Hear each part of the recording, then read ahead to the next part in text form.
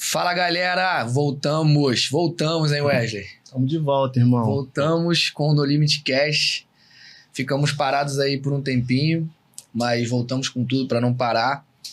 E a gente vai falar muito sobre mentalidade, né? A proposta do nosso podcast é falar sobre mentalidade, superação nos esportes radicais, seja terra ou mar. Essa é a nossa filosofia, o estilo de vida. Então a gente vai com o terceiro episódio. Temos 2 lendas hoje aqui. Daqui a pouquinho eu vou falar quem são essas lendas. E é isso, né? Terceiro episódio, voltando, descontraindo aqui um pouco.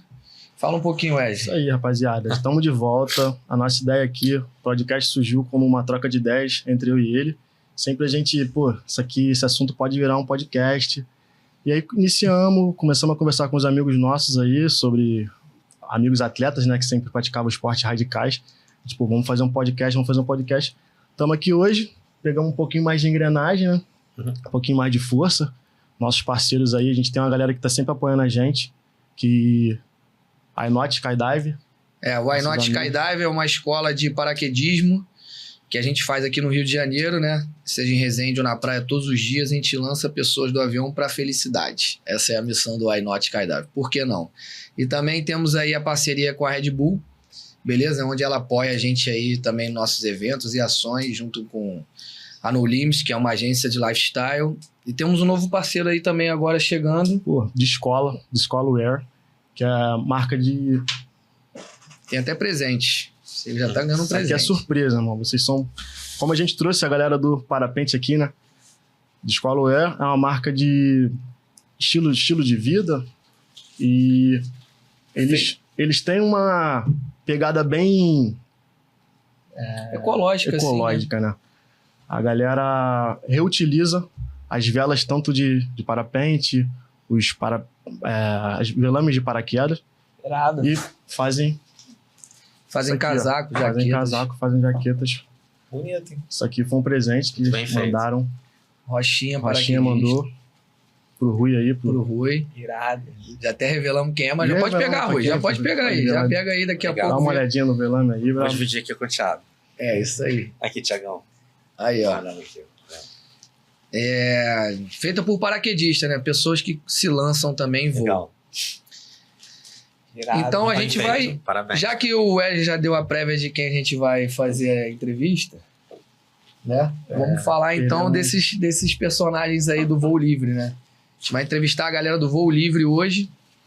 Temos aqui o Rui Marra, né? Vou falar um pouquinho dele aqui porque é muita coisa e a gente tem que falar aqui dele. Eu sei que ele é um cara super humilde, respeitoso, mas não tem como não falar de voo livre. Falando do Rui Marra hoje também, pelo que eu dei uma estudada, dei uma pesquisada antes, né? Formado em Direito, pós em Biopsicologia, pesquisador em Neurociência, campeão brasileiro 92, 93, primeiro recorde sul-americano, mais de 35 mil pessoas que ele voou duplo, tá? E mais de 1.000 alunos. E também tem uma coisa interessante, eu sou guarda-vida para a galera que me conhece, e o primeiro salvamento do mundo de paramotor na praia de Copacabana, que foi um projeto Paralife, a gente vai falar sobre isso, que me interessou muito também, né? Então isso é legal. Legal isso. Então temos aqui a ilustre presença de Rui Marra e Thiago Candiogo também, né? Fala um pouquinho do Thiago agora. Nova geração, né? New Generation. Nova geração do parapente. Campeão brasileiro da categoria serial, irmão? Serial. 4 vezes campeão carioca e atualmente campeão carioca também. Voou várias vezes longos trechos no sertão, que é o Cross Country. E é isso. Vamos começar, acho que é importante entender como que vocês se conectaram, né? Como é que teve essa conexão entre vocês dois aí, que estão aqui junto. Primeira vez que a gente falou com o Thiago, ele falou, quero levar o Rui, quero chamar o Rui. Então, vocês devem ter muito... Não veio na minha mente pessoa melhor pra chamar, cara. Se a gente considerar o universo do parapente, tem milhões de lendas que eu gostaria de levar, mas a primeira pessoa que veio aqui na minha cabeça foi esse cara. Quer saber como a gente... A conexão de vocês, como é que começou? Da onde que isso surgiu? A primeira memória que eu tenho dele foi na rampa, numa dessas de decolar com passageiro, a gente meio que A gente teve esse primeiro contato ali na rampa de bom dia, boa tarde. E, tipo assim, o olhar dele, tu vê que uma pessoa que tem um olhar diferente, você sente. Eu sou uma pessoa muito sensitiva. Eu senti que esse cara tinha uma coisa diferente, sabe? Eu não lembro como eu tive esse contato, primeiro contato com ele, e depois eu tive o contato, eu soube que, não lembro como, ele tem um curso, qual é o nome do curso mesmo? Passado não é destino, para regulação das emoções. E é uma área que eu me conecto muito, eu curto muito, e chegou até mim, não lembro como, o curso dele, na mesma hora assinei o curso, comecei a assistir, certo? Aí, tipo assim, que foi uma deixa ali pra a gente conversar mais. Eu falei, pô, eu comprei teu curso, aí na mesma hora ele falou, quando eu falei com ele, eu vim falando com ele no carro, e ele falou a mesma coisa. Na rampa, quando eu falei, ele falou hoje comigo, que ele não lembrava que eu tinha falado com ele na rampa. Pô, comprei teu curso. Ele, cara, se você tiver qualquer dúvida, você fala comigo. Aí eu, não, pode ficar tranquilo. Foi a mesma coisa que você falou comigo Professor, lá. né? Cara, e foi isso. Recentemente fizemos um trabalho para o fala de lapidação de cuca, né? Eu, como piloto competidor, eu procuro alta performance, acredito naquela frase, mente sã, corpo sã, né? E eu procurei ele para lapidar essa minha cuca, para me tornar um piloto com uma performance para ser melhor, não do que os meus adversários, mas melhor que eu possa ser, melhor.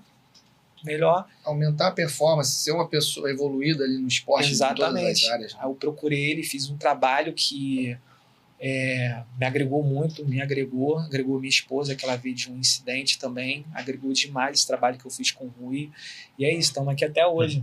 De onde que começou a voar? Da onde que veio esse prazer por gostar do voo? Quando foi a tua primeira experiência com voo livre?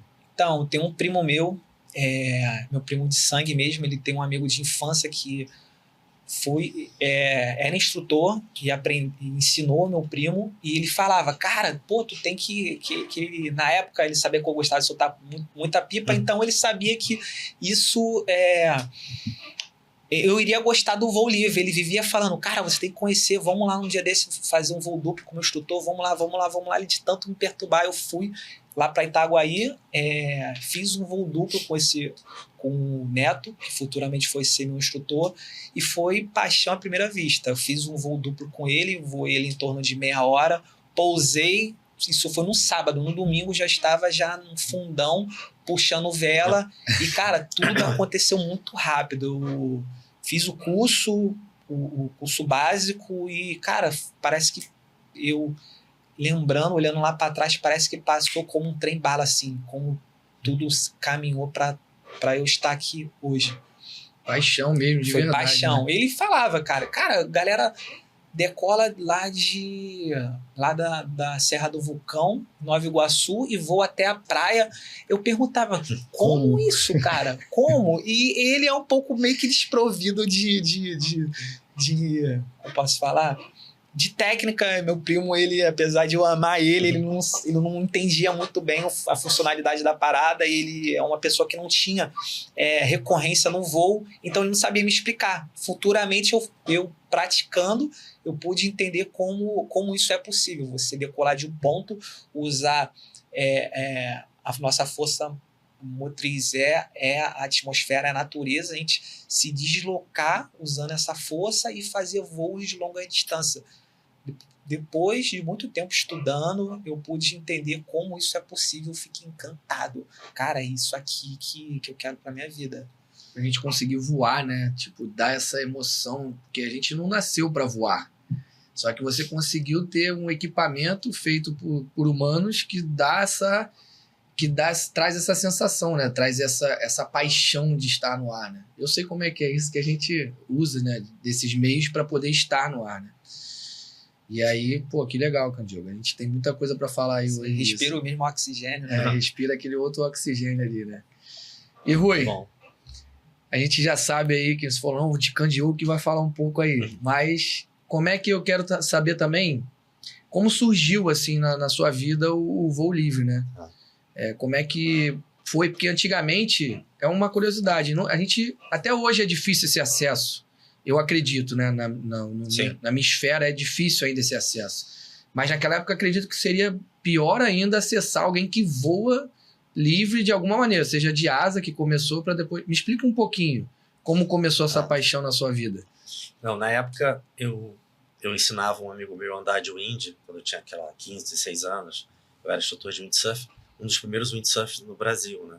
Assim, era muito engraçado. Eu morava na Lagoa, e o windsurf era tão novo que eu atravessava, as pessoas com a prancha na mão, assim, botava assim na água e estava começando a aprender o wind, né? Aí eu ficava caindo e era uma coisa que as pessoas não conheciam. As pessoas passavam de carro, ficavam berrando, maluco, sai daí. Cadernal. Aí, enfim, aí esse amigo meu que eu acabei ensinando, o Tavinho Penteado, um tempo depois ele começou a voar. Aí ele falou assim, Rui, porra, quero retribuir o que você fez por mim. Queria que você voasse também. Eu tô voando, né? Aí ele, pô, que legal, tá voando, pô, deve ser interessante. Só que tinha um detalhe, né? Eu fui descobrir que eu não tinha medo de voar. Eu tinha pavor de altura, entendeu? Meu curso foi o pior curso da história do país, eu acho, do mundo.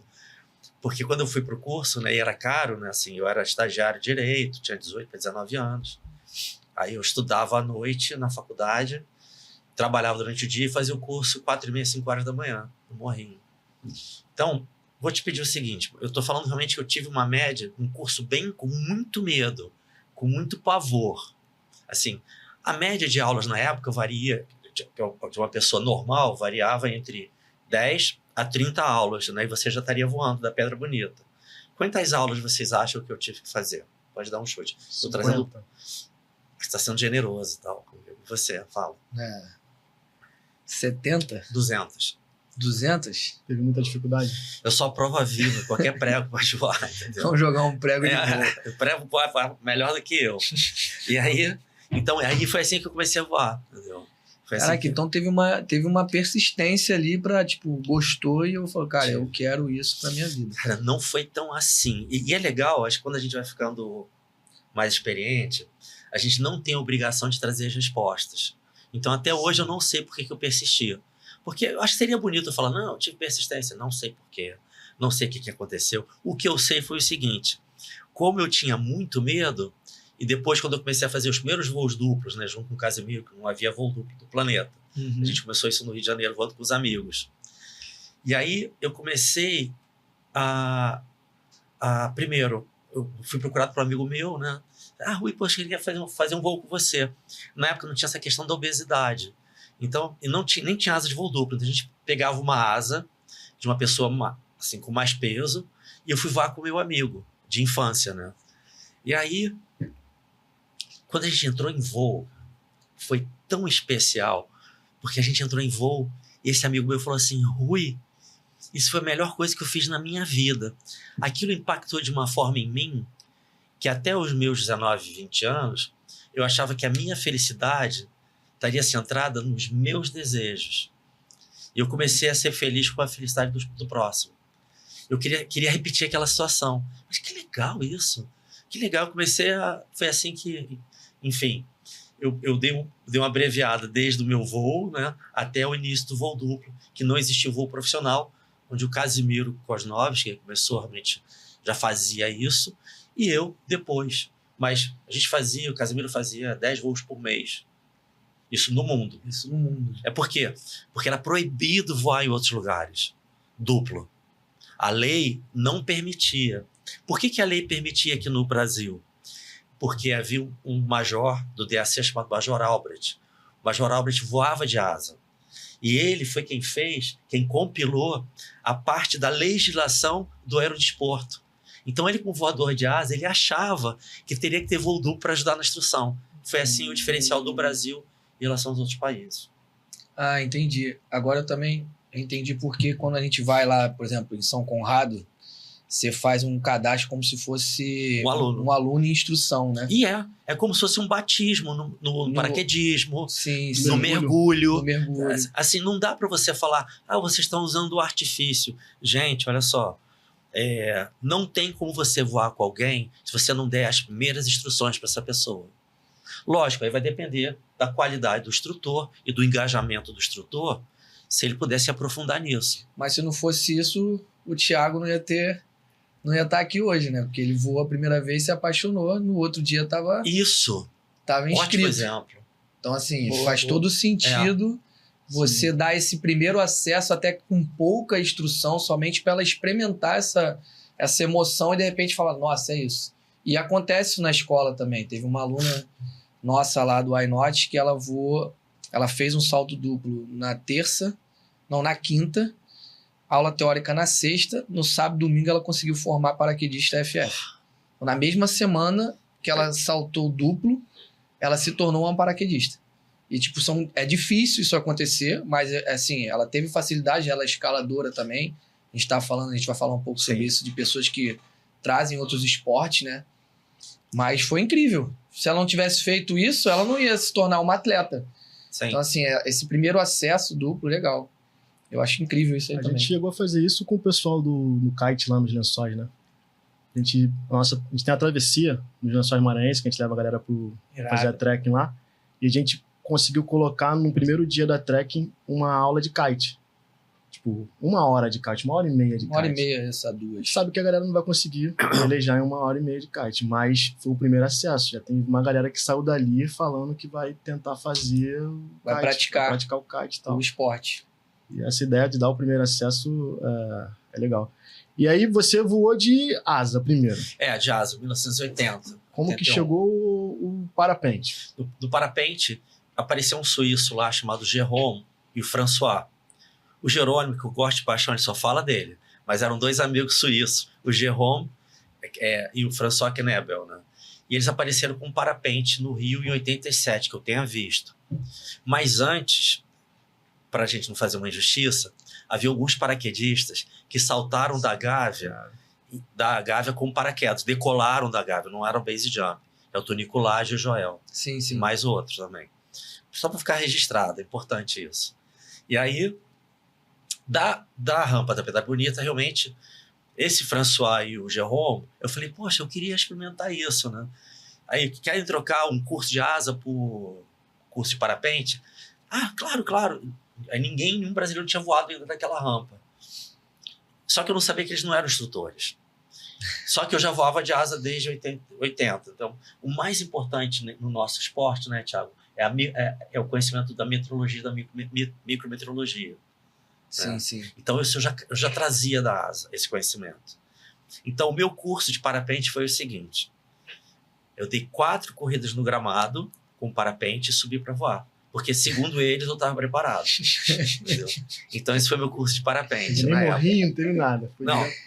E aí, eu não sabia nem que parapente fechava na época.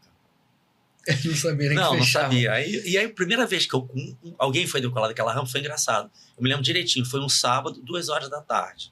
Vento leste, entendeu? Da Pedra Bonita. Da Pedra Bonita, da rampa. E aí, os voadores de asa todos, né? Onde hoje em dia é a rampa ou onde lá... Onde é a rampa. Onde é a rampa. Exatamente onde é a rampa hoje em dia. E aí, aquele movimento todo de asa, o auge, né, do voo livre no Brasil, ali no Rio de Janeiro, Praia de São Conrado, PP, né? E aí eu decolei, né? Vento forte, tava tudo perfeito, cara. Sério, eu chamo da decolagem da vovó. Até minha avó iria decolar melhor que eu naquele dia. Tá tudo tão perfeito. Eu decolei e eu me lembro quando eu tava me aproximando do pouso, tinha corrido o boato que eu ia decolar de parapente. Um voador de asa decolar de parapente, vai se ferrar. Aí na hora que eu tô vindo para pousar, eu vejo a galera toda vindo do calçadão, se movimentando para ver o pouso, né? Para ver se eu ia sobreviver. Né? E é muito fácil, cara. Assim, para quem voa de asa, a velocidade do parapente é muito menor. Enfim, aí eu posei e... Pô, que legal, é prático isso. Então eu acho que eu posso voar na época eu fazia uns 10 duplos por dia. 10 voos duplos por dia de asa. E aí, entre um duplo e outro, eu ainda arrumava a história de voar de parapente. Entendeu? Foi assim que surgiu. Foi assim que surgiu? Foi. E a asa surgiu assim, né? A pessoal que às vezes pergunta pra gente, o pessoal não entende, né? Às vezes acha que salta de paraquedas é igual o parapente. E vice-versa. E vice-versa. E assim, é uma das minhas curiosidades também, né? Pessoal, qual é a diferença da asa pro parapente? Que a gente sabe que existe uma diferença, talvez, ali da aerodinâmica, né? Com certeza. Mas o que fez você migrar, assim, um pouco mais pro parapente? Falaram que seria um novo estilo de voo? Seria... Como foi essa migração da asa pro parapente, assim? Então, foi uma coisa homeopática, entendeu? Porque eu sou viciado em fazer voo duplo, em saber o que a pessoa sente, o que não sente, por que ela correu bem, por que ela não correu bem. Então, entre um voo e outro, eu fazia um voo sozinho com aquele equipamento que era muito fácil. Que eu não tinha... A praticidade do parapente é inigualável, cara. Você abre a vela, decola, tá voando. A asa, eu amo voar de asa, mas você parece um pagador de promessa. Você tá subindo ali naquela asa, né, de 35 quilos. É legal, é muito especial. Então, na asa, o perfil aeronáutico, ele é rígido. O perfil aerodinâmico, ele é rígido. Tubo. No parapente, ele é não rígido. Entendeu? Então, essa é a primeira diferença. A segunda diferença é a velocidade. A velocidade do parapente é um pouco mais lento. Mas, quando às vezes eu sou procurado por um passageiro, eu queria mais emoção. Eu falei, olha, você pode ter emoção na asa ou no parapente. Mas não é mais lento? Mas eu posso fazer uma espiral que na asa não vai alcançar os 90 km por hora, 100 km por hora. Então, essa é basicamente a diferença. No parapente você vai sentado, a asa você vai deitado. Né? As primeiras asas a gente voava sentado, eu não peguei essas primeiras asas. Era sentado? Era sentado, você tinha um cinto que se voava sentado. Enfim. Em relação ao planeio, tipo... Ótima pergunta. Quando eu comecei a voar de parapente, as asas voavam 13 para 1. Para cada 13 metros para frente, 1 para baixo. O primeiro parapente que eu voei, voava 2,5 para 1. Nossa. Foi até 2,5 para 1. Foi até o parapente que eu decorei do Cristo junto com o Bruno Menescal. Também que foi um dos primeiros pilotos de parapente no Brasil. E conseguia chegar até Vamos lá, o parapente que eu voei do Cristo, eu decorei do Cristo, depois eu posso passar as imagens para vocês.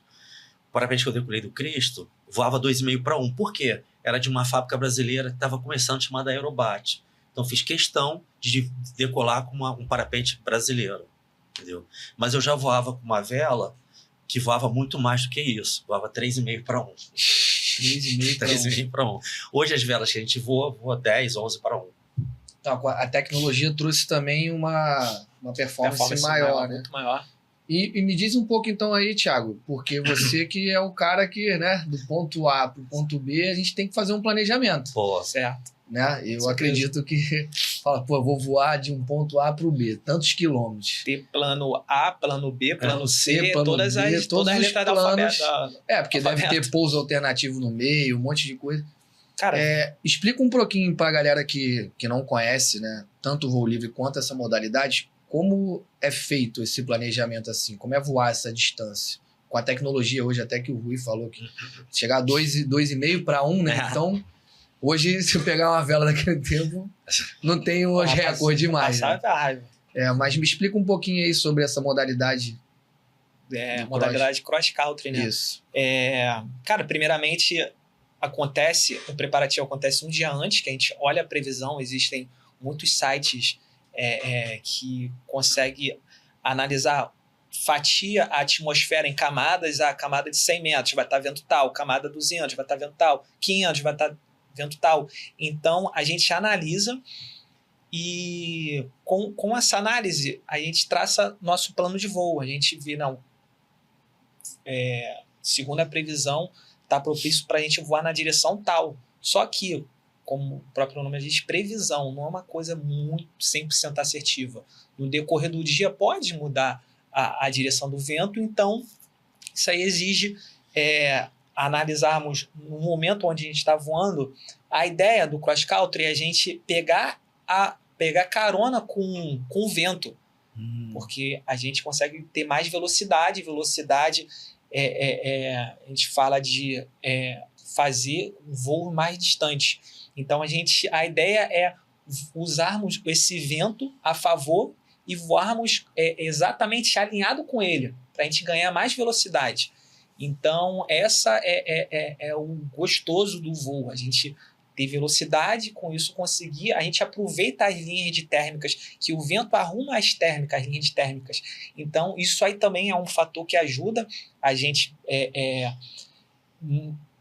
aproveitar essas linhas de térmicas. Que ganha mais altitude. Ganhar altitude, isso aí a gente não perde muito tempo, que quando a gente para enroscar, onde a gente para enroscar nessa massa de ar ascendente, a gente, querendo ou não, a gente, apesar de estar ganhando altura, a gente está perdendo um pouco de tempo porque a gente está naquele mesmo ponto.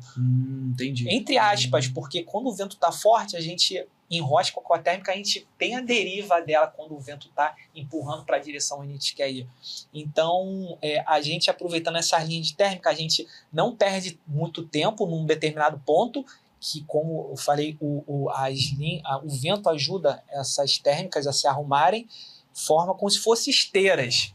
Igual aquelas esteiras que a gente, em aeroportos, que a gente chega nela, a gente dá um espaçozinho e vai não faz embora. nem muita força, já tá indo. É a mesma analogia. A gente usa essas esteiras, que são as linhas de térmicas, e a gente vai boiando, fazendo quilômetro e aproveitando essa linha de térmica, que são as esteiras, e ganhando altura. E, cara, tem vezes que, por exemplo, em agosto eu passei uma temporada de 10 dias lá em Montes Claros, que eu voei cerca de 25, 30 quilômetros numa Cloud Street, que é umas linhas de nuvem alucinante. Aquilo ali é o ápice.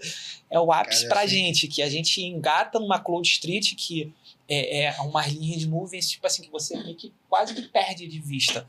Você engata embaixo dela e você voa assim sem parar num ponto para ganhar altura. Você simplesmente engata nela e vai na esteira. O próprio nome já diz, né? Cloud Street, né? E tu consegue enxergar, tipo assim, perfeitamente. Uma nuvem, tu fica como se estivesse em cima da nuvem deslizando. Só falta estar escrito embaixo. Aqui é o recorde.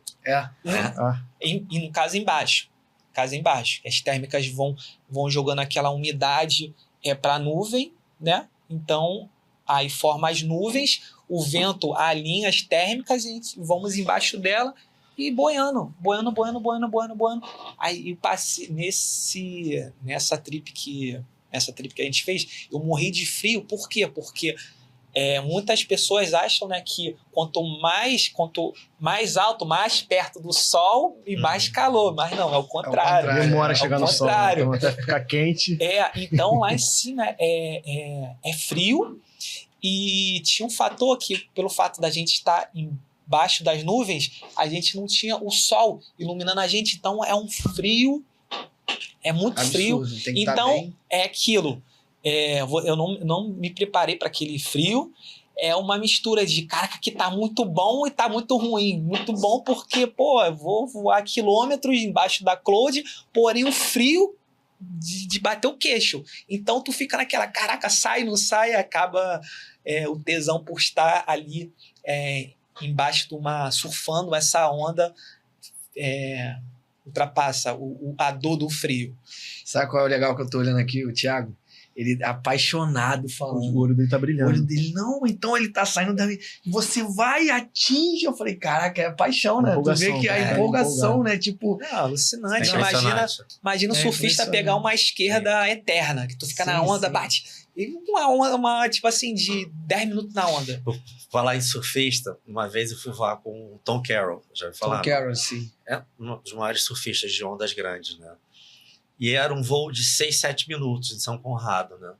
E é um surfista, assim, era lenda, né? Assim, das maiores ondas. Eu falei, era um vento normal, era uma condição sem vento. Eu falei, como é que eu vou falar pro Tom Carroll que ele vai se divertir desse voo, né? Aí a gente estava lá na área de pouso, né? Eu cheguei pro Tom, olhei lá para cima para a rampa, falei, Tom, tá vendo lá a decolagem?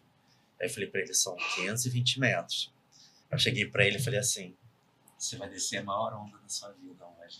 E a gente veio simulando que estava fazendo as batidas. Caraca, que legal, hein? Não, essa questão pedagógica é importante. Sim. E quando você falou assim, dessas térmicas, quando também eu competia, eu tive a oportunidade de participar do campeonato americano, no Colorado, né? Lá, o teto era 8.000 metros de altura. Nossa. A gente tinha que decolar com oxigênio. Caraca, 8 metros. E a gente ia ia numa base Não chocava com de um 6 satélite, não? de Não. 6.800, menos 20 graus, Nossa. Meu Deus. usando luva térmica. Assim, e corrente ascendente, quando você tem muita diferença de temperatura, né, Tiagão? Você tem uma térmica que ela se desloca muito rápido para cima. Então, e se ela está se deslocando muito rápido para cima, você tem na borda da térmica ela se deslocando a mesma velocidade para baixo. Então, eram térmicas de 40 km por hora subindo para cima. Caralho. E na borda, 40 km por hora descendo. Então, mais ou menos, só para eles acharem que esse romantismo que a gente ama tem aí uma questão extrema numa forma mais assim, competitiva, né? Então ele está falando assim com esse sorriso, mas para quem está escutando, você lida às vezes com térmicas muito fortes, entendeu? Sim. Que muitas das vezes é desconcertante, mas térmicas que é muito turbulento. É desconcertante. Mas quando a gente está, principalmente no campeonato, a gente tem que ganhar altura rápido, a gente tem que chegar a um determinado ponto rápido. E isso a gente não pode perder tempo em um determinado ponto, naquele ponto ali. A gente tem que otimizar esse nosso deslocamento, ganhando altura, procurando as térmicas mais fortes. E muitas das vezes o forte vem com um pacote turbulento e... Que você não consegue progredir tão bem assim. Exato. Não, Exato. você vai, assim, me corrige se eu estiver errado. Você vai, por exemplo, você está aqui a 1.000 metros, pegou aqui a 1.000 metros, a base está a 4.000 metros. Então você tenta localizar a nuvem, a condensação dessa térmica, né? É a condensação. Aí a gente tenta localizar onde está a parte mais preta dela, entendeu? E aí que entra até uma meditação, porque a tendência da mente é se juntar com a meta, entendeu? Legal. Vou te dar um exemplo. Uma vez eu fui dar aula, fui ter com lá uns alunos em Juiz de Fora, ninguém tinha voado lá. Então, a gente Caeté? Rampa do Caeté? é uma rampa da torre de micro-ondas. Estou falando de 1991. Aí eu estava com uns 10 alunos. Tinha um ano. Tinha Acabado de ano. nascer. Aí, 91. aí tinham lá 10 alunos. Assim, a rampa ali, nunca ninguém tinha voado. A gente foi lá pela primeira vez. Dos 10 alunos, e na frente, a área de pouso, era uma fazenda de grama. Cara, fazenda de grama, só tinha um arbusto. Gente, um arbusto. Aí um dos alunos falou assim, que já voava há um tempo. Rui, e aquele arbusto? Foi o único que pousou no arbusto. Ou seja, a mente tem a tendência a se fundir com a meta. Entendeu? Então, na época, eu usava esse recurso para subir mais rápido. Eu olhava a parte mais escura e eu me sentia a parte mais escura da nuvem. Entendeu? Eu, como se fosse o mantra, eu sou a nuvem. Então, com isso, você fica mais focado, eu acho. Acredito. Não, com certeza, pô. A gente estava falando sobre isso, do pouso, né? Nosso pouso. A gente estava falando sobre isso. Justamente, por exemplo, quando as pessoas vão pousar de paraquedas, né? Se ela existe até eu também tive um pouco dessa dificuldade há pouco tempo, né? Que eu quase tive um acidente num pouso, então comecei a me travar mais. Então toda vez que eu ia pousar, eu ficava com receio. Tipo assim, cara, não vou fazer essa curva tão assim, vou vir mais conservador. Parece que eu fui me desconcertando do que eu já fazia naturalmente, depois de ser instrutor. E eu fiquei até um pouco assim, chateado comigo nesse sentido. Falei, cara, eu não tava fazendo isso, por que tá acontecendo isso agora? E aí eu comecei a entender que tem todo sentido que o Rui tá falando. Com a meta. Eu comecei a colocar toda vez que eu ia pousar que eu ia me quebrar. E aí eu vinha mal. Sim. Aí quando eu não pensava, eu vinha natural. Era sempre quando eu ia pensar, mas quando eu não pensava, né? A gente até conversou sobre isso. Falei, cara, o que tá acontecendo? Aí eu parei de pensar. Aí eu comecei a pensar que vai dar bom. Falei, não, vai dar bom. Aí começou a dar bom de novo. E o Arias falava pra mim até muito assim na hora do pouso. Ele, olha pra onde tu vai pousar. Tu vai conseguir pousar Isso. lá. Olha pro pouso que tu vai pousar no pouso. E funciona. Exatamente. E o que vocês comentaram, e você também, Thiago, aí tem uma questão de processamento cerebral, né? Fala um pouquinho já que essa área é boa, essa área técnica da neurociência. Então, eu queria tentar entender por que meus passageiros chegavam na rampa e falavam assim, não, eu vou correr na rampa. E aí, só 5% realmente corriam com performance. 95% não corriam bem. Ou seja, quando você faz 10 voos por mês, beleza. Mas 200 duplos por mês, a sua chance de risco aumenta. Então, eu queria tentar entender que estruturas cerebrais estariam envolvidas sob estresse. Fiz a primeira pós em biopsicologia, depois eu fiz um mestrado em neurocardiologia pela UFRJ, na medicina, e agora estou terminando um doutorado em saúde mental na Fiocruz, entendeu? Para tentar entender isso. Né? Enfim, quando você tem uma reatividade emocional maior, entendeu? Essa reatividade está ligada à área sensório-motora do cérebro. Então, essa reatividade, a gente chama isso de cascata defensiva de emoções. É um conceito da UF, de gestão de estresse. Essa reatividade emocional começa a criar um obstáculo na qualidade do movimento. Você fica com movimentos mais quadrados. Né? Você quer fazer a curva e não consegue fazer a curva tão bem. Né? E aí, uma das formas de você diminuir a reatividade emocional é através de uma manobra expiratória. Não inspiratória. E como existe uma conexão entre o cérebro e o coração, do tronco encefálico com as células marca-passo coração, a gente desenvolveu uma tecnologia, uma metodologia no Respire Consciência. Você traz a qualidade da intenção com a manobra expiratória. A qualidade da intenção, por exemplo, quando eu estava vendo aqui com o Thiago, eu estava pensando assim, poxa, eu quero fazer o meu melhor depoimento da minha vida lá. Entendeu? Eu não estava entrando nessa porta por entrar. Que legal. Mesma que coisa. Legal escutar isso. Mesma coisa do pouso. Quero fazer o melhor pouso da minha vida. Quero fazer a melhor decolagem da minha vida. Entendeu? E cara, porque a questão da qualidade da... Por exemplo, quando eu vou decolar com um passageiro, às vezes eu demorei uns 20 anos para chegar nesse modelo. Aí eu falava para ele, não, tem que olhar para frente, tem que olhar para frente, daqui a pouco eu olhar para baixo. Tem que olhar, isso eu acho que talvez você possa usar no paraquedismo. Tem que olhar para frente. Aí eu cheguei para ele, eu tive um download, né? Aí ele falou assim, Rui, diz para ele o seguinte, se você quiser olhar para frente, você vai olhar para o presente. Se você olhar para baixo, você vai olhar para o passado. Hoje eu te convido a olhar para o presente. O pescoço faz assim. Olha para frente na hora.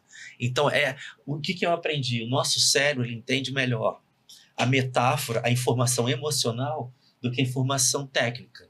Por isso que Jesus, Maomé, eles ensinavam através de metáforas. Cara, isso é muito interessante, porque assim, né, o que acontece no esporte do paraquedismo, os primeiros saltos, a gente fala que a pessoa tem que estar numa box position, que é a posição onde ela tem que estar selada para o vento, né, escoar e ela ter um centro de gravidade e uma queda livre mais estável. E se ela olha para baixo, ela entra em giro. Sim. Então ela tem que estar nessa posição assim, sempre olhando para frente, para a referência que a gente fala, né? A referência pode ser qualquer coisa, menos olhar para baixo. Então quando ela vai olhar para o altímetro, alguma coisa, ela tá sempre assim, ó, selada e olhando para frente. E ele falando isso agora, o Rui... Eu falei, cara, total, né? E é difícil as pessoas olharem para frente. Sim.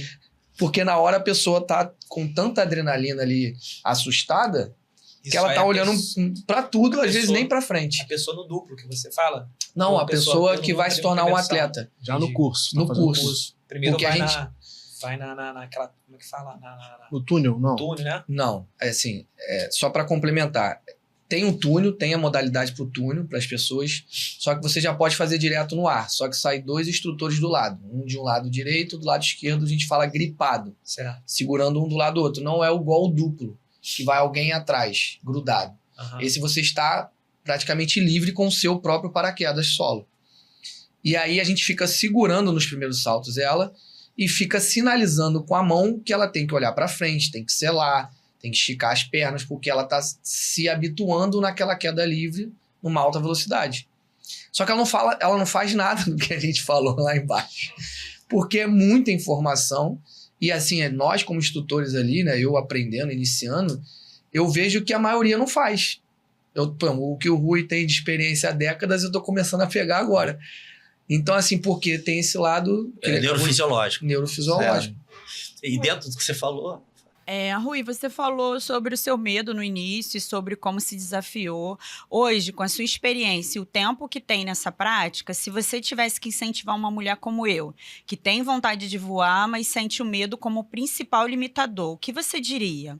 Somos mulheres educadas, cultural e historicamente, para conter, temer e obedecer. E você, como pesquisador da neurociência, o que falaria para ajudar mulheres a superarem o medo e se lançar? Como saltar quando o nosso corpo foi colonizado para não confiar nele? Ótima pergunta. Poxa, Então, essa o convite é pergunta aí descolonizar o corpo. Aí, tem até um livro, né? Descolonizando Afetos. É o meu livro de cabeceira. Ó, tá vendo? Aí, Legal, gostei. o que acontece? Eu vou trazer um assunto aqui bem delicado.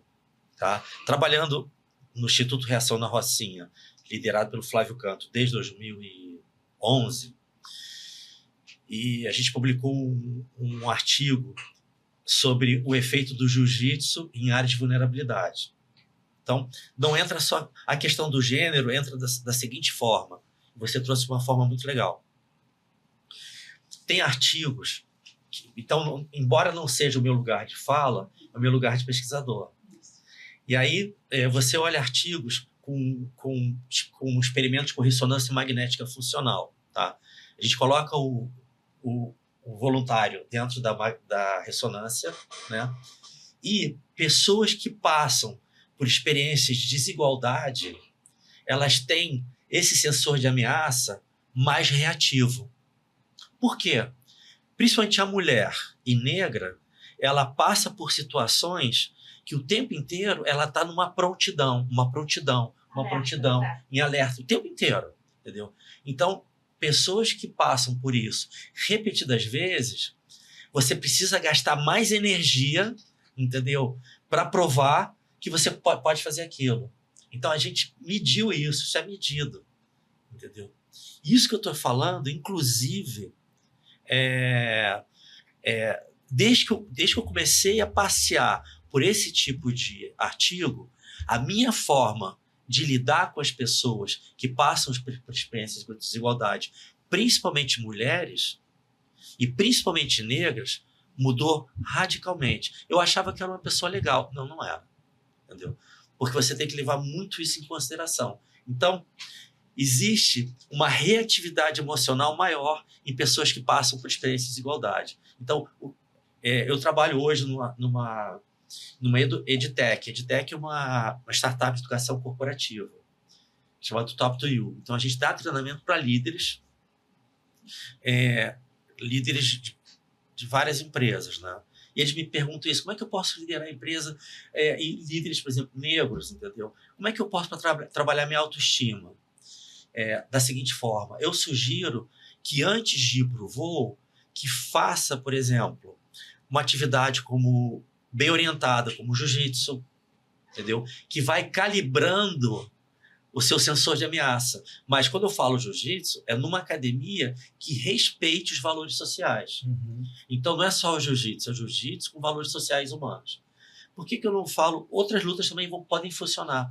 Por que eu falo jiu-jitsu? No jiu-jitsu, se eu pego o Thiago no estrangulamento, ele tem tempo de fazer o quê? Me dar 3 tapinhas dentro de uma academia que é bem coordenada. No Muay Thai, que é maravilhoso, eu desferi um golpe nele. Não deu para ele dar os 3 tapinhas, já machucou.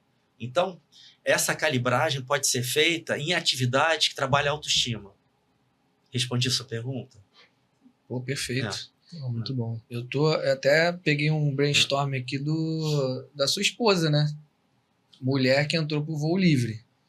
E poderia até contar, né? Já que a gente pega esse gancho, né? De como foi para ela, assim, né? Esse desafio como mulher também, voar.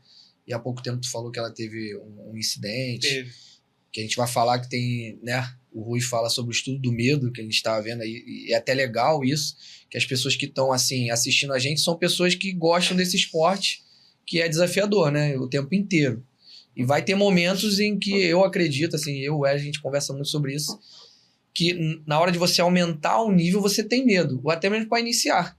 Como foi para sua esposa, Thiago, assim, iniciar o esporte como mulher, com todos esses, né, digamos, esses intempéries que bloqueiam, né? Assim, eu já conheci ela dentro do voo livre, ou seja, ela já a conheci voando. Então, pelo que ela... Cara, ela teve um start, acredito eu, normal. Nada de nenhum ponto assim, ela teve essa dificuldade pelo fato de ser mulher. Não, até mesmo porque ela nunca comentou sobre. O ponto principal foi, como a gente já citou aqui antes, foi esse incidente que ela teve num CIV, que é simulação de incidente de voo. É uma simulação de uma possível pane no equipamento em cima de um lago, isso com colete e com um instrutor no rádio falando, ó, faz isso, faz aquilo, como o próprio nome diz, a gente faz uma simulação, um determinado pane no equipamento e o instrutor está no chão com o rádio falando, ó, faz isso, faz aquilo. Então, não vou entrar em detalhes o porquê que isso aconteceu. Ela teve um incidente lá, então isso posteriormente influenciou no voo dela de uma forma que ela falava diversas vezes, não, eu vou parar de voar. Eu, não, mulher, eu casei com uma pilota, você não vai deixar de ser piloto. Eu martelei com a voadora, não, martelei, aí veio o ruim na nossa vida, fizemos um trabalho maravilhoso, como o Rui fala, uma lapidação do diamante, né? Uma lapidação do diamante. Conseguiu desbloquear? Desbloqueou. Mas com biomarcador. A gente tem um equipamento que mede isso de uma forma não invasiva. Já fiz treinamento para marinha, para operações especiais, enfim. Então, com esse equipamento, você consegue acompanhar a calibragem indireta do biomarcador. Entendeu? Então, sai do achismo, entendeu? E, aí devemos recalibrar. Por quê? Recalibrar isso porque ela foi de uma pessoa muito receosa para uma pessoa, de uns 2 meses para trás, ela foi para uma pessoa muito corajosa e se machucou no campeonato no pouso. Nada, graças a Deus, nada de mas machucou a perna, justamente porque a gente tem que recalibrar isso novamente, porque ela, de muito receosa, foi para muito corajosa a ponto de não avaliar ali os riscos, sabe? E se machucou, mas vai dar tudo certo. Que irado. Já deu. Aí só pra gente não perder o feeling do acesso ao esporte, a gente tem muita curiosidade, né? Tem muita gente que tem curiosidade de saber como é que se inicia, como é que começa a praticar, o pessoal vê ali, tem aquela dúvida de saber se é paraquedas, se é parapente. Então assim, vamos botar que eu queira hoje iniciar a voar de parapente. Como que eu faço? Liga pra ele. E aí, como é que é a estrutura? Tem que fazer o quê? Amanhã tem que estar onde? Primeiramente, o curso se divide em 3 partes, né? Primeiro, vamos para um campo aberto, que não tenha nenhum obstáculo na frente a gente não pode ficar na sombra do vento de forma alguma. Vamos lá na grama de São Conrado, é um ambiente perfeito para isso. É apresentado o equipamento para o futuro aluno. Fala, essa corda aqui tem essa função, essa corda aqui tem essa função. Apresenta em partes o parapente, bordo de ataque, bordo de fuga, extradosso. Primeiramente, aprende a ter o controle de vela ali no chão, certo? O chão, aprende a funcionalidade do batoque. Quando o aluno ele tem total controle, né, Rui? Total controle do equipamento no chão, aí a gente sobe um degrau, que é a parte do morrote. Aí a gente aprende, depois de dominar a parte de inflagem e controle na cabeça ali no solo, em segurança, vamos para o morrote, que é um morro de 10, 20, 30 metros. No Rio de Janeiro temos diversos morrotes. Aí o aluno aprende a decolar e pousar em segurança. E faz aquilo várias vezes até ficar 100%. Porque a ideia é lapidar a pessoa a ponto de desfrutar o que o esporte tem de melhor em total segurança. Aprendeu a decolar e pousar, decolar e pousar, decolar e pousar, aí vamos para a rampa. Tem as aulas teóricas também. Tem pra as aulas metrologia, né? teóricas. Assim, dentro do meu ponto de vista, 90%, além disso, é a avaliação das condições, né? Então, você pode ser um exímio Manuseador do manuseador do equipamento. Mas vou dar um exemplo, acho que fica mais claro para as perfeito. pessoas, assim, na minha percepção. Imagina o Torben Grael, um super campeão olímpico. Mas ele escolhe um exímio manuseador de barco à vela. Mas se no planejamento ele vai para o Caribe nas épocas dos furacões, não vai ajudar muito. Então, essa condição, esse entendimento da parte teórica, eu acho que é 90% do voo. É aí que, por exemplo, um instrutor como o Thiago, ele nunca vai deixar o aluno cair nessa armadilha do ego. Entendeu? Perfeito. Por quê? Porque 90% é avaliação de condição. 10% caminha essa jornada toda, mas só 10% é essa parte da habilidade, né?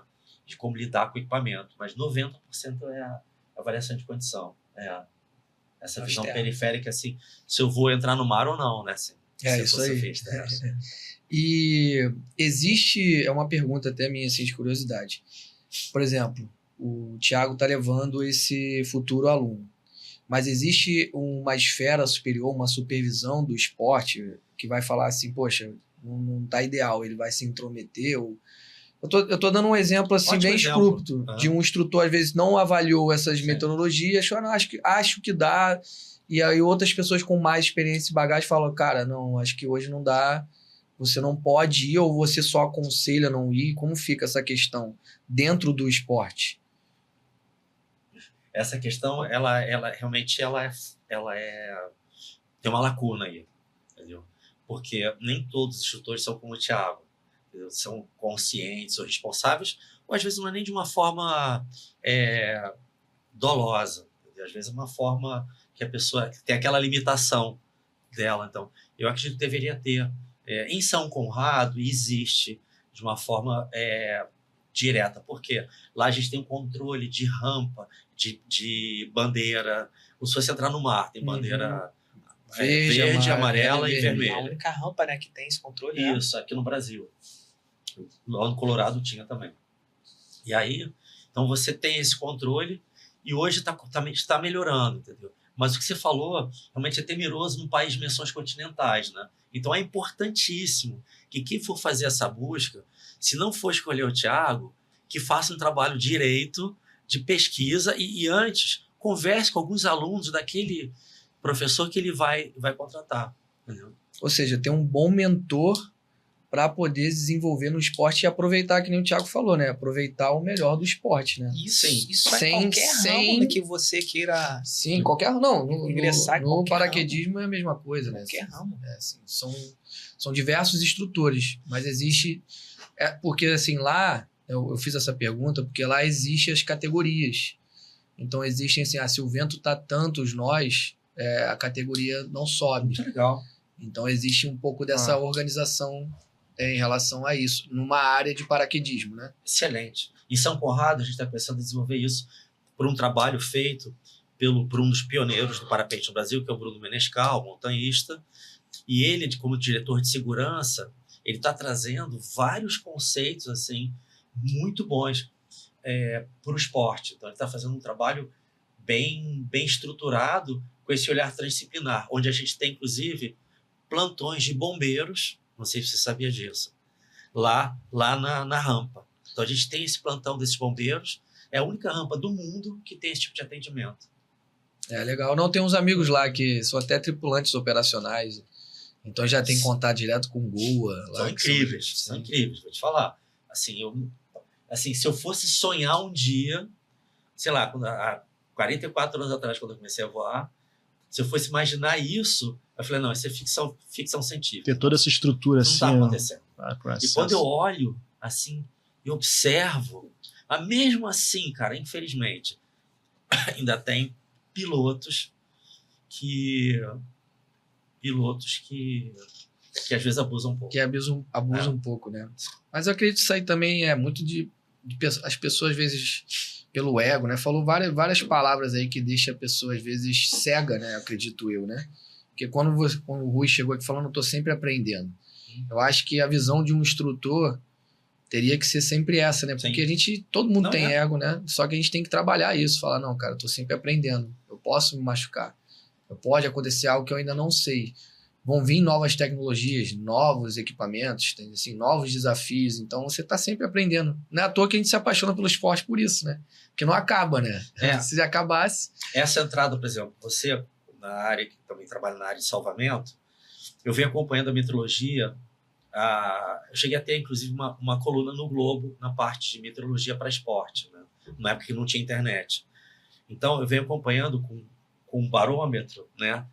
Os indicadores, né? Aconteceu hoje uma coisa que eu venho observando que tem acontecido, que está quebrando um modelo que a gente conhecia antes de rotação do vento. Por exemplo, hoje me entra um oeste, noroeste, oeste, com rajada de 60, 50 km por hora, com uma pressão atmosférica de 1015. O modelo está mudando. Então, como é que eu vou ter arrogância de falar, não, eu já sei o que vai acontecer? Não. Agora eu já tenho que estar mais atento, por exemplo, quando eu tiver com um passageiro para voar, um aluno comigo, mesmo com pressão 1015, assim, eu tenho que criar um outro parâmetro de aceitação do risco. E um conselho que eu vou te pedir, Rui, como você acha que é se preparar para ser um bom instrutor, né? Porque independente da área de esporte que vai ser, a gente vai usar muita parte da neurociência até, né? Então, assim, porque você vai lidar com pessoas que você falou e é até admirável. Você se encantou com o esporte pela felicidade do próximo. Foi. Então, assim, o instrutor, ele vai ser responsável do próximo, tanto de felicidade quanto até de dificuldade desse próximo. Qual o conselho que você daria, assim, para ser um bom instrutor para qualquer pessoa que está começando um esporte que desafia mais, né? Um esporte radical, por exemplo. Bom, partindo da premissa que esse instrutor ele já tem o desenvolvimento das habilidades técnicas, esse aí já é um ponto em comum. A segunda etapa, eu me lembro, quando eu estava começando a perder a paciência com os meus alunos, eu falei, como é que eu vou dar aula? Assim, eu não expressava isso, mas por dentro eu ficava sem paciência. Na época eu fui fazer jiu-jitsu para me lembrar da dificuldade do iniciante. Eu tinha 40 anos. Entendeu? Aí eu fui fazer jiu-jitsu para me lembrar da dificuldade do iniciante. Na primeira aula de jiu-jitsu já voltou a minha paciência toda. Entendeu? E aí, ou seja, tentar se colocar tem um tipo de meditação budista que você se coloca no lugar da pessoa. Entendeu? Então é fechar os olhos, tentar passear pelo repertório daquela pessoa na vida dela, entendeu? E tentar criar essa compaixão com essa pessoa, entendeu? E esse é um aspecto. Um outro aspecto que é muito delicado de se falar, quando existe uma relação financeira, a gente está falando o seguinte, a mesma área do cérebro que ela processa a parte sexual, quando tem a questão financeira, ela ativa a mesma área do cérebro responsável por sexo. Ou seja, você tem que ter cuidado para não ter um desligamento do processo cognitivo quando você tem um financeiro envolvido.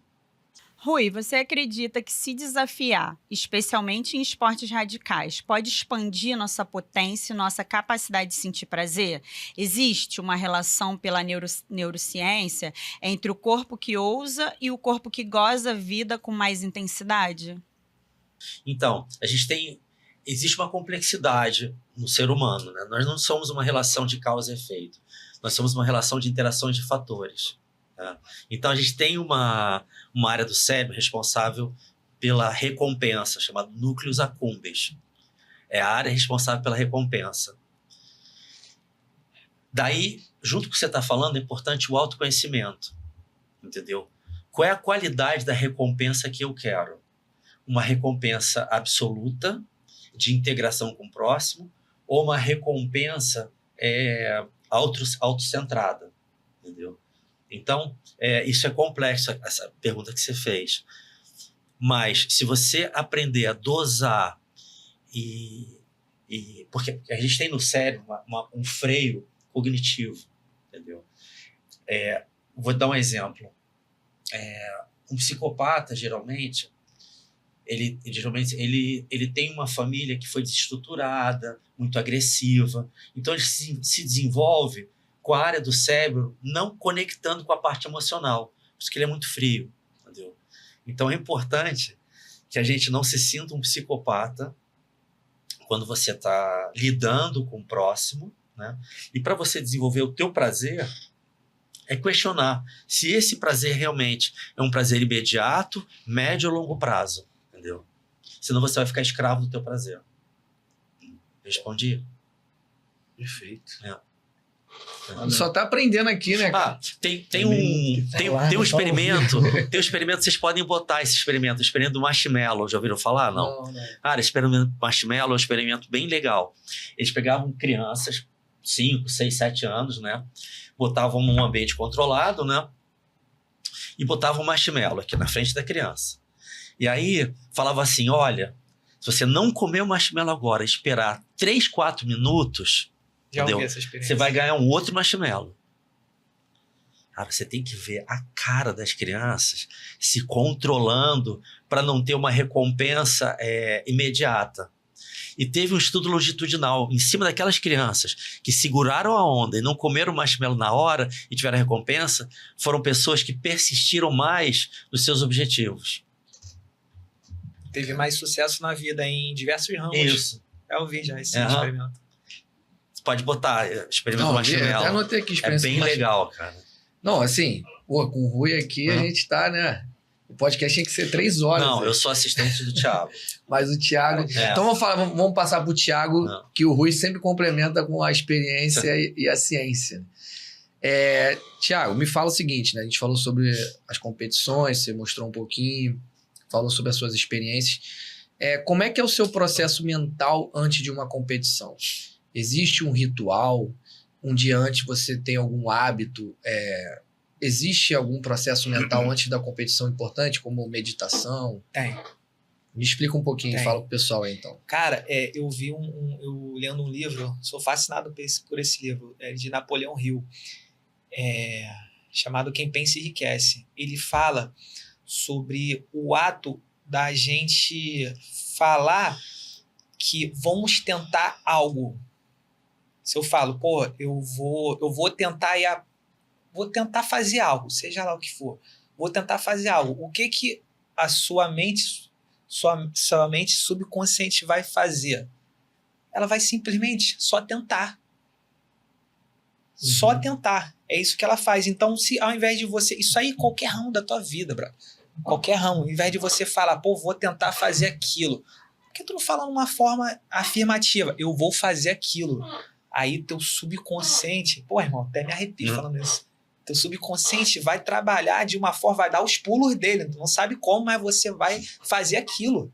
Então, eu troquei isso aí, cara, mudou minha vida. Então, ao invés de você falar, eu vou tentar fazer aquilo, vou falar, eu vou fazer aquilo. E, cara, isso tem mudado o resultado em diversas áreas da minha vida de uma forma assim. E isso aí... Estou falando durante o campeonato e antes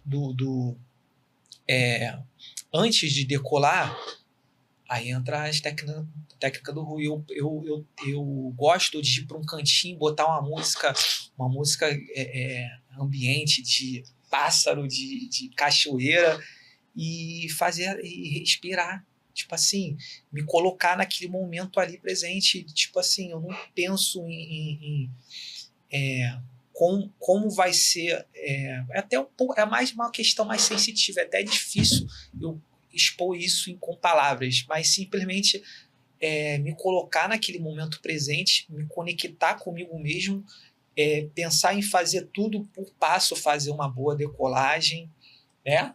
Aprendi com esse cara aqui, meio que subdividir o game, fazer uma boa decolagem, tá ligado? Fazer uma boa decolagem, fazer um bom voo, voar em segurança e pousar em segurança. Essa questão que o Thiago comentou, eu comecei a observar não só nos meus alunos, como em mim mesmo. Eu ficava imaginando assim, eu sou bem perfeccionista, né? Então, eu ficava imaginando, por que eu não sinto tanto prazer numa decolagem? há muito tempo atrás, né? Eu comecei a aprender a sentir prazer. Então, o que acontece? Aí a gente está falando de ciclo de atenção. Olha só, cada um de nós tem um ciclo de atenção.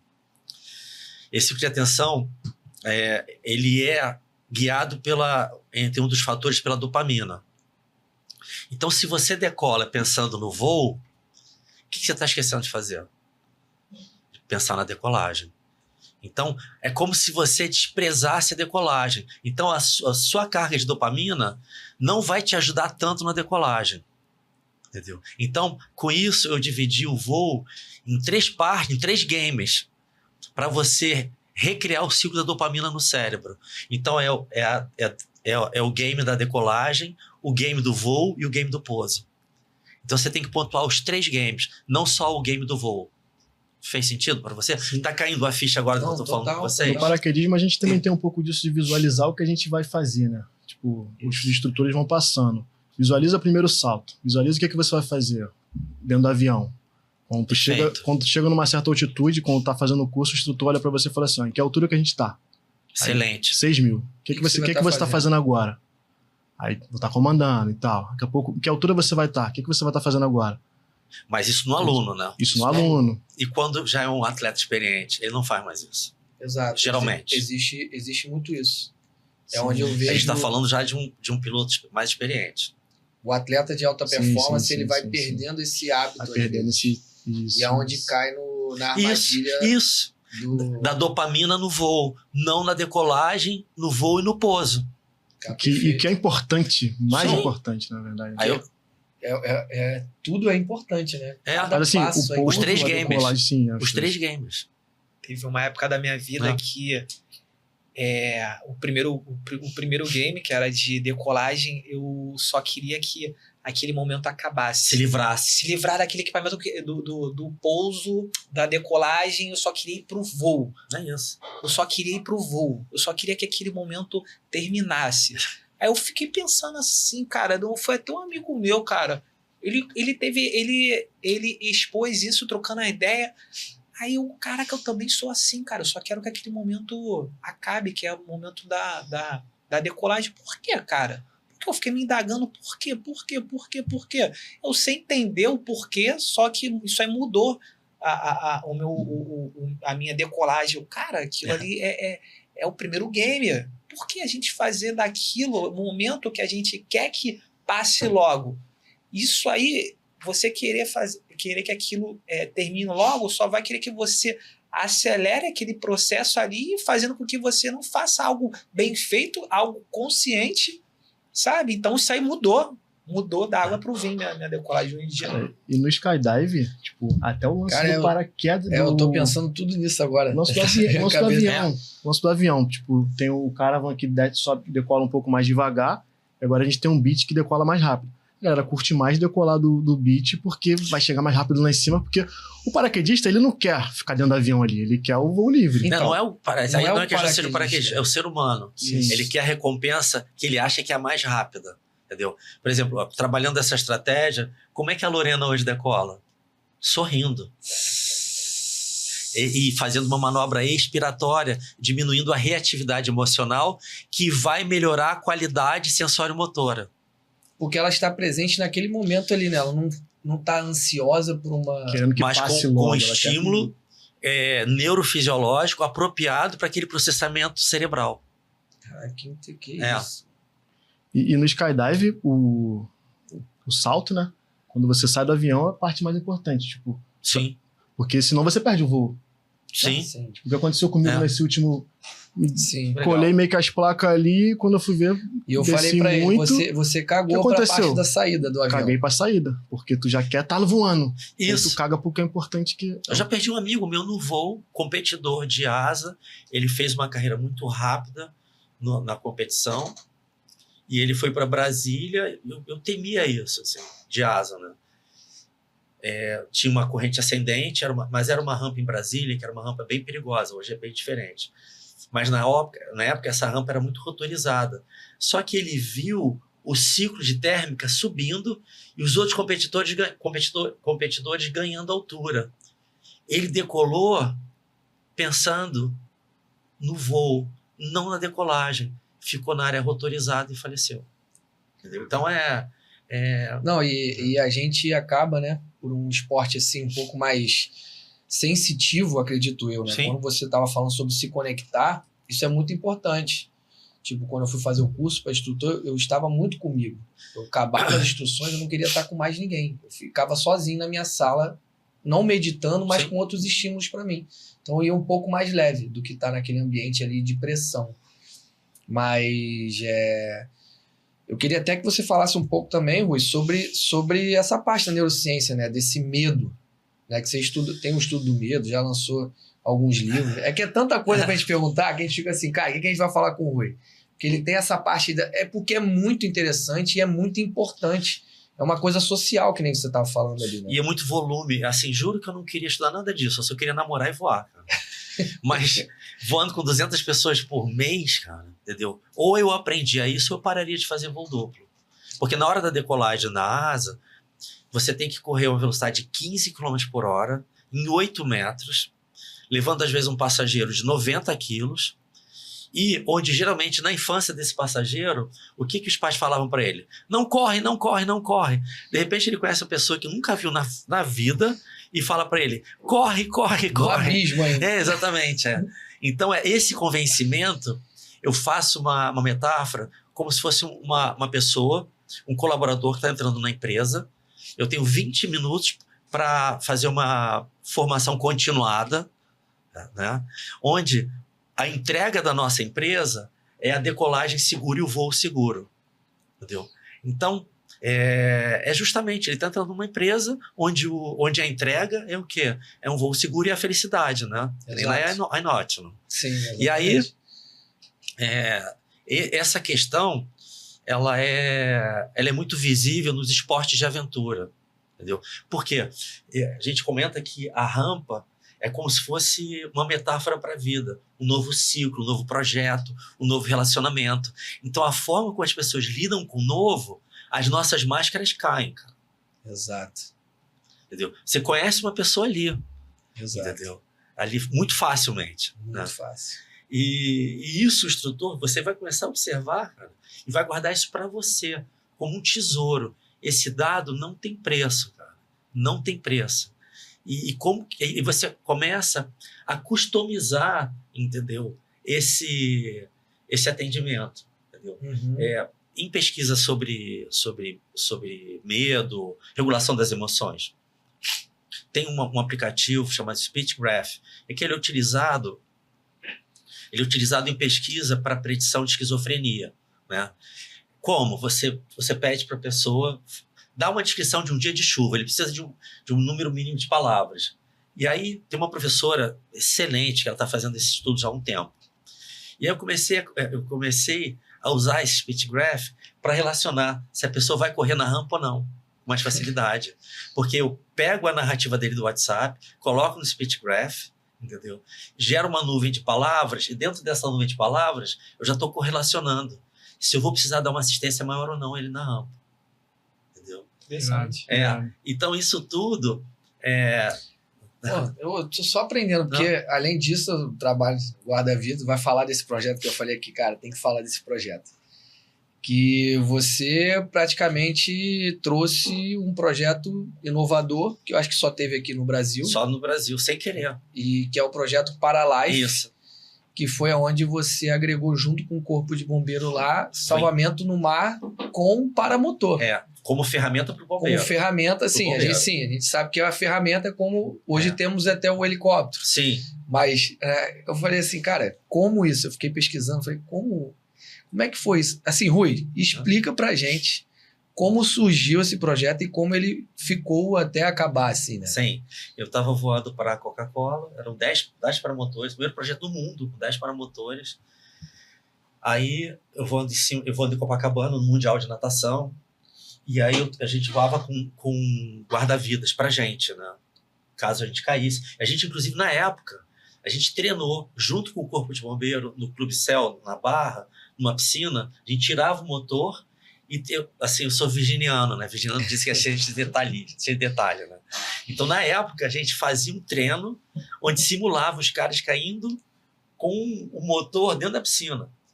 E em quanto tempo ele aprendia a sair daquela pane, junto com o bombeiro do lado. Cara, Né? que irado. Então a gente voava com um salva-vidas, né? Um colete. Aí eu voando para Coca-Cola, olhei para baixo, né? Caramba, eu vi uma senhora numa corrente de retorno, né?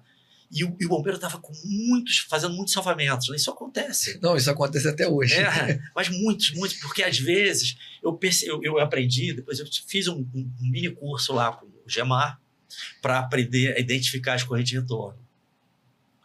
Tem um momento que o mar é alto, não dá tanto afogamento, mas tem um momento que ele vai abaixando, parece aí que tem as maiores correntes de retorno. Isso, né? Exatamente isso. Isso, e aí, olhando de cima, olhei, peguei o meu colete, primeiro eu falei, vou jogar o paramotor pro mar e vou cair, vou salvar essa senhora, né? Eu nadava bem e tal.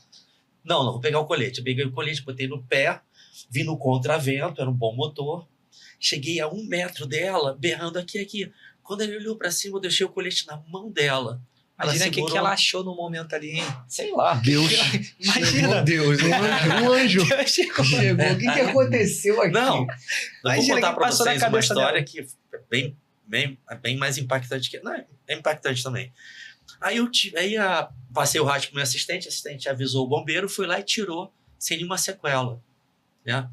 Aí eu falei, olha, isso pode ser uma coisa legal e tudo. Procurei o Gemar, o coronel Goulart, na época, que foi uma pessoa muito, muito rígida, e falou, mostra para mim de novo isso. Ele botou o guarda-vidas lá, fui lá, no leste, deixei a boia na mão do afogado. Ele, gostei. Então foi assim que começou. Mas não foi assim tão fácil. A gente está falando de 3 dimensões de projeto. Dimensão municipal, autorização para decolar da praia, estadual, bombeiro, e federal, DAC. E aí foram 2 anos onde eu fazia 2 voos duplos para garantir o meu sustento, botava o terno e ia acompanhando os processos administrativos. Ia no centro, né? Ia lá no bombeiro, ia no DAC, ia na prefeitura, até que a gente lançou o primeiro projeto Paralife, né? Que foi em 98, patrocinado pela 7up, da Pepsi. Eram 7 no ar, 7up. K7 no ar. Do Leme ao Recreio, entendeu? Mas só você não, tinha mais Não, outros 7 pilotos. 7 pilotos. E quantos salvamentos auxiliou nesse conjunto? A gente auxiliou em centenas de... Um deles foi o seguinte. Uma sexta-feira. Você sabe que sexta-feira é mais desguarnecida a praia, principalmente no Recreio. Sim. Não sei se ainda é hoje assim. Embora são heróis, né? Vocês são heróis. São heróis, são. Assume que dói menos. E aí eu tô voando... São os instrumentos.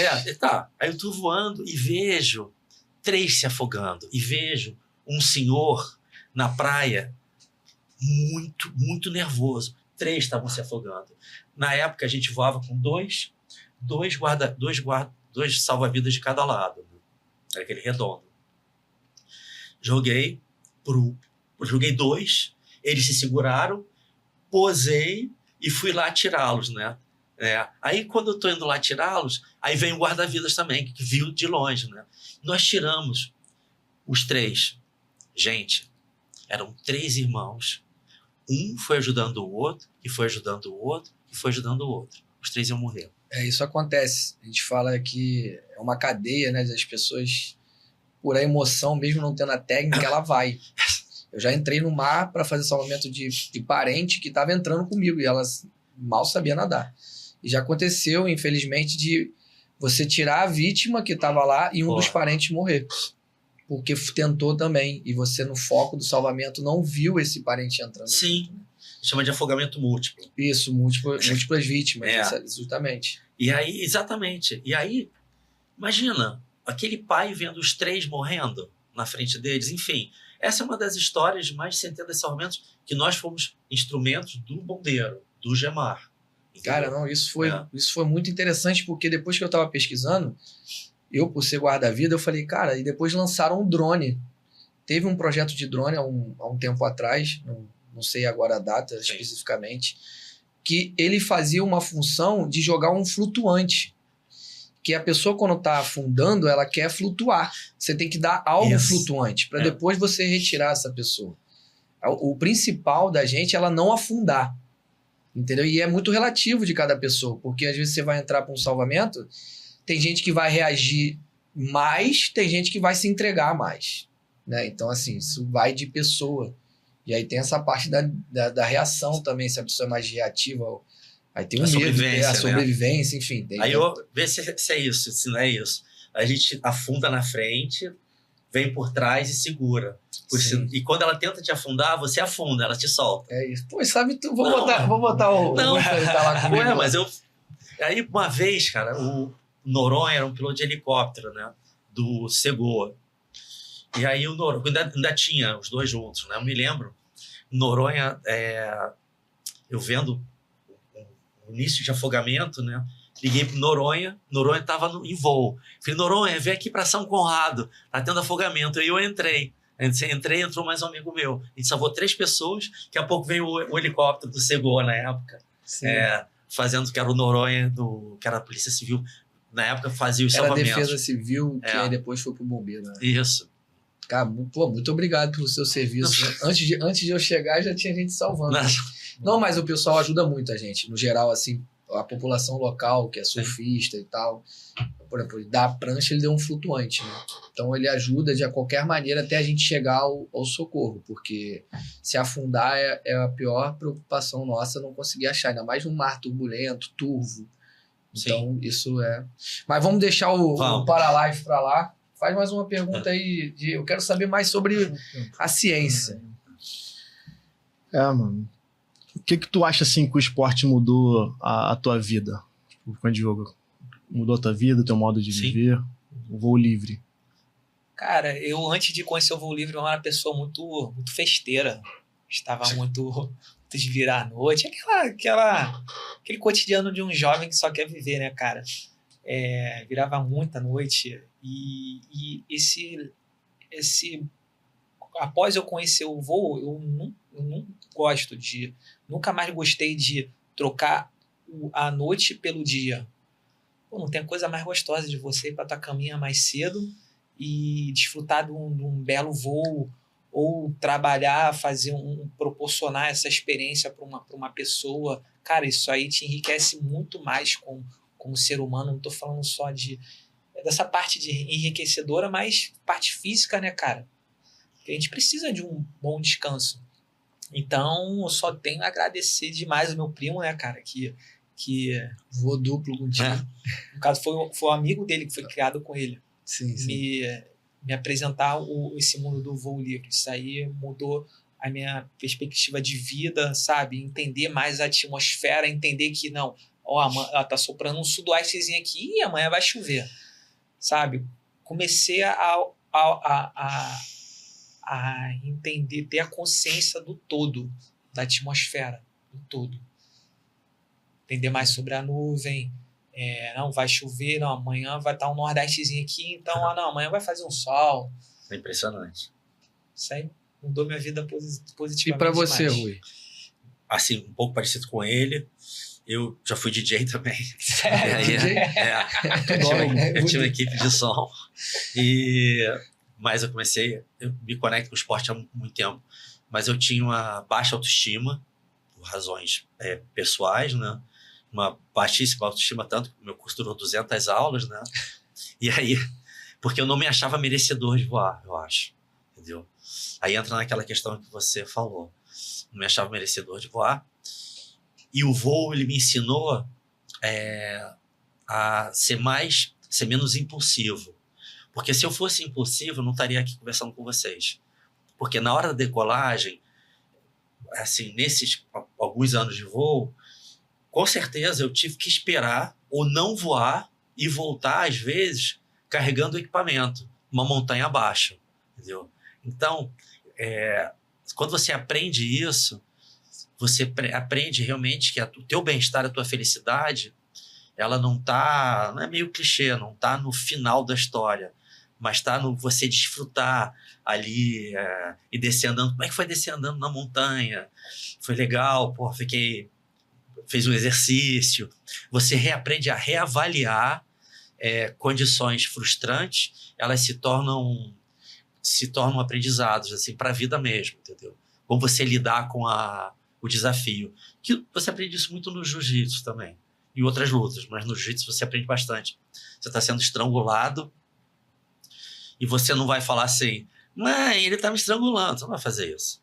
De alguma forma você vai dar o teu jeito. Ou vai bater o teu ego, ou você vai abaixar o batimento cardíaco, travar aquele braço no lugar certo, né? E fazer o que tem que fazer para você sair daquela situação. Então o voo ele funciona como um renascimento, um renascimento neural. Nesses esportes que a gente pratica que é ao ar livre, nem tudo depende do que a gente quer, né? Depende do vento, do clima. Então tem que aprender a entender, a respeitar isso e aceitar que naquele dia que tu voltou andando foi uma experiência diferente, que você pode ter tido outras visões, Sim. outros pensamentos.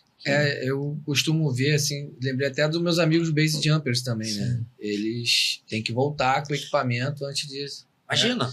Então, assim, subiu a Pedra da Gávea, né? Então, várias vezes conversei com o Nicolas, que é meu amigo pessoal. Ele, hoje não deu, não. Voltei. E, assim, é legal quando a pessoa fala, assim, pra você, você entende, cara, que legal. Ela começa a ter a sensibilidade, né, do todo, né? Que nem você falou, do ambiente. Muito bom. Mas por qual motivo a pessoa não Condições de consegue? vento. Não conseguir chegar até a praia, o vento fazer com que o paraquedas vire para pedra. Então tem todas essas variáveis que tem que ser minimamente calculada. O que é um salto baixo, é um salto uma vez só. Então, inclusive um amigo pessoal meu, o Souto, ele há pouco tempo sofreu um acidente, Souto. o bombeiro. Conheço. Souto Maior. Conheço bem. É? Poxa, é meu irmão. Ele vai assistir lá na com certeza. casa dele, que agora ele tá quietinho. Porra, vou ligar para ele. Vamos ligar pra ele depois daqui. Vamos ligar. Quando você falou, por exemplo, quando o O Felix... Souto conhece todo mundo. Cara. Quando o Felix foi fazer o salto do Corcovado, Felix Baumgartner, né? Era proibido. Então, e eu trabalhava na Red Bull e o Aquilino também. Aquilino foi quem ajudou nesse processo todo. Eles ficavam acampados, escondidos no mato, 1 mês. E aí, por exemplo, chegava de madrugada, né? Os seguranças estavam dormindo. E aí o Félix ia lá, olhava a situação. Não dá. Ficaram 1 mês até ele fazer o salto do braço do Corcovado. Caraca, que irado, né? 1 mês, cara. 1 mês, né? Pra tu ver que é paixão, né?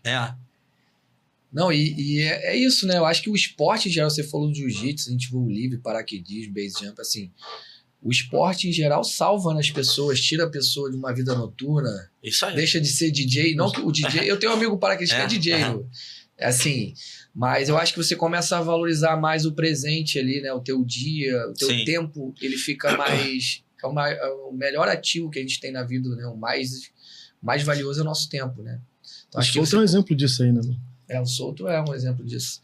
Então, assim, a gente vê que o tempo com a gente é muito mais importante do que arriscar numa variável que, eu quero aquela dopamina, antecipando decolagem sem ter que antecipar. O caminho também é destino. Isso, exatamente Caminho isso. também é destino. Exatamente isso, exatamente. Pessoal, a Perfeito. gente está chegando no final. A gente criou aqui um momento no limit, né? Vamos falar No nisso. limit. Momento sem limite. Que é assim, a gente fala qual foi o seu momento mais no limite, aquele que você lembra e pensa, isso aqui é liberdade. É tipo assim, que assim, a No Limits, quando surgiu com a gente, só para vocês terem uma ideia da pergunta, é que a gente também queria acessar pessoas. Sim, E acessar através dos esportes, né? muito bom. Eu sou operações especiais, então vim de uma formação diferente lá atrás. Só que quando eu via que as pessoas sem esse acesso, eu tive um acesso através das Forças Armadas. E me apaixonei. Só rapidamente aqui, eu nem queria ser paraquedista, tem noção. Quando eu sou instrutor. Muito legal. Então, assim, e eu vi que quando você dá acesso a pessoas, né, as pessoas têm esse momento, tipo, sem limite, sabe? Sem essa limitação que colocaram na gente, Sim. que colocaram de colonizar o nosso corpo para isso. Então, a gente está falando muito dessa mentalidade no limite, né? Qual foi, assim, isso aqui é liberdade, assim, para você, Rui? A gente...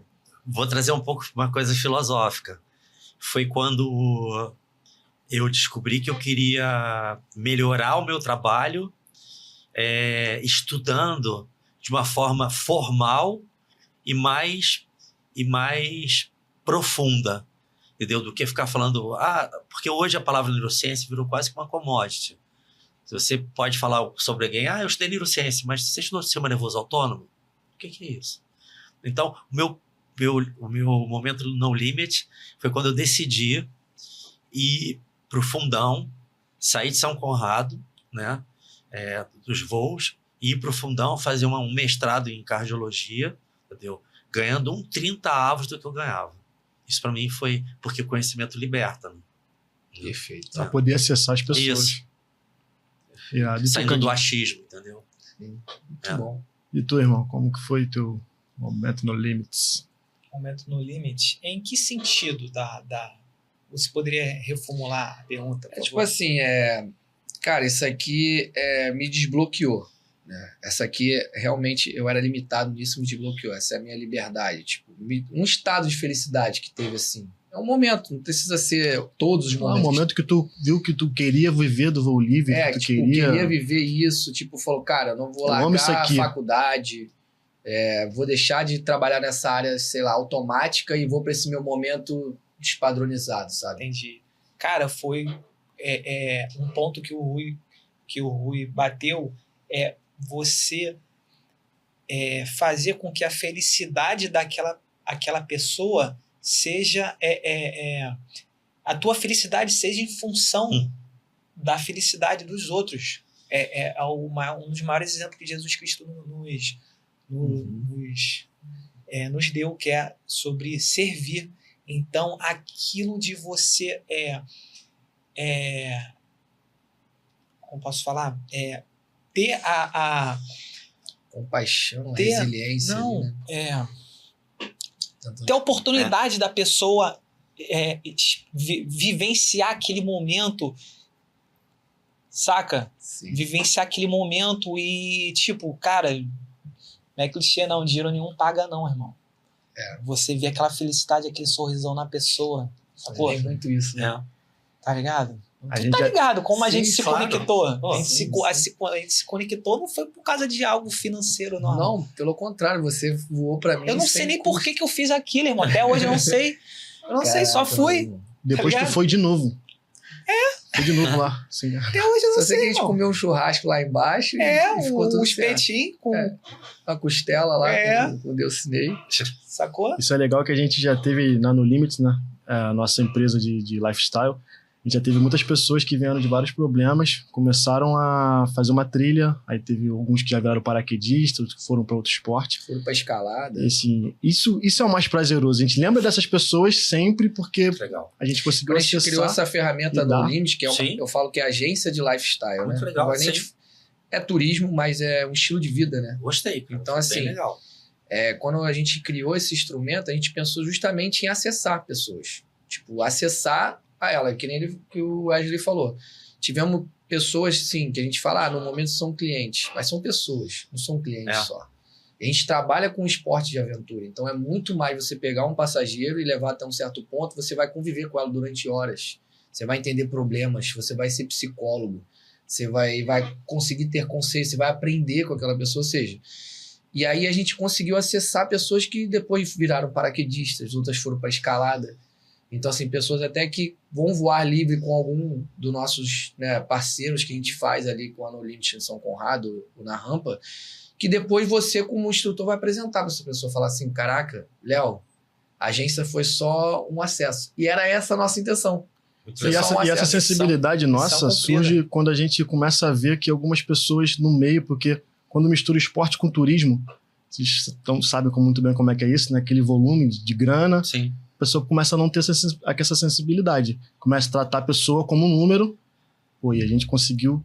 Na verdade, a gente começamos a enxergar que, não é possível, a gente não pode tratar essas pessoas como... E tem que ter uma sensibilidade. Cada um tem uma dificuldade. Exato. No Rio de Janeiro a gente vê isso aí, lá na rampa, todos os pontos turísticos aí, as pessoas são 10, são 20, são 30, vamos botar pra voar, vamos botar. E aí acaba perdendo esse feeling. Por último, então... Para encerrar o nosso podcast, eu sei que a gente não vai ficar falando aqui horas, né? Que já estamos no horário aqui, estendendo um pouquinho. Rui, para quem quer começar o voo livre, Eu sei que você vai falar que é o Thiago. Procure o Thiago. Mas qual conselho que você daria, assim, para uma pessoa que quer começar a praticar esse esporte? Tipo, escutou a gente, isso aí é um projeto que é até para as pessoas verem e acessarem também. Qual conselho você daria, assim?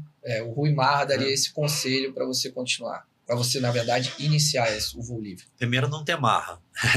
Gostei. Não ter Sem marra, né? Porque sem marra com a natureza, a vida vai ensinar, né? E você entender que... Ou sentir, né? Que a questão da... Quando você entra o fator natureza, entendeu? Tudo é possível. Então, quem vai guiar o teu processo decisório vai ser a natureza, não vai ser você. Entendeu? Seria mais ou menos isso. Então, se preparar para transformar frustrações em aprendizados ilimitados para a vida, no limite de aprendizados. Que isso. Vou ficar com esse episódio na mente. E você, Thiago? Quem quer iniciar o voo livre, nunca teve acesso, está escutando esse podcast, às vezes era só um escalador, falou, cara, gostei, esses caras aí me inspiraram. Qual conselho você daria para começar no esporte? Cara, o primeiro passo é o querer, né? Ninguém faz nada se não quer. Segundo passo, cara, obviamente procurar um instrutor homologado, pesquisar, ter referências externamente. Você, por exemplo, e aí, quem você me indicaria? Ter boas referências, sabe? Saber que você tem que abdicar seu tempo abdicar muito seu tempo com a família, sabe? Amigos, aquele churrasco de domingo, saber que você tem que ter tempo de estudo também, sabe? E muita vontade de viver. Muita vontade mesmo. Muito bom. Muito bom. É isso, pessoal. Encerramos aqui o nosso terceiro episódio épico com essas duas lendas Old School e New Generation. Rui Marra e Thiago Candiogo. Obrigado por vocês terem ficado aí, escutado a gente aqui um pouquinho. Segue lá, compartilha. Se gostou do episódio, manda para os amigos, manda para quem curte esse lifestyle. Isso aí, curte, compartilha, se inscreve aí no nosso canal, que a gente vai ter diversos episódios aí com outras lendas de terra e mar. Então a gente vai estar sempre falando sobre mentalidade, falando sobre desafios, medo. Tivemos aqui hoje pessoas incríveis que já passaram por muitas coisas e vão ter mais ainda em outras áreas remotas do lifestyle. Valeu, tamo junto. Obrigado. Valeu, Obrigado pela oportunidade, viu?